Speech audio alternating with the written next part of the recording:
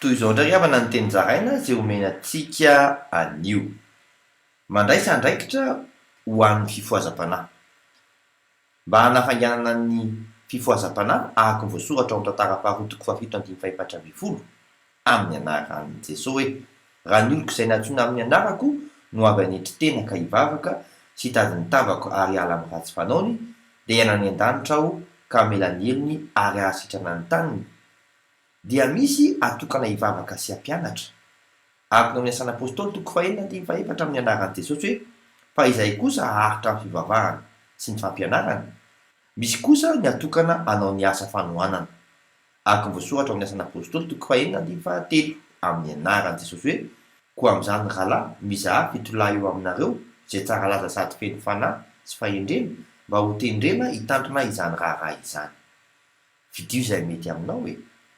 satria manaiky ianao dia hifotsy ho ela ny firenena vavaka isika raha eo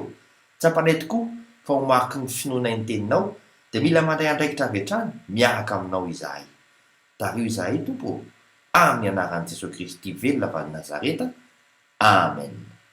Mandram-piona tompoko.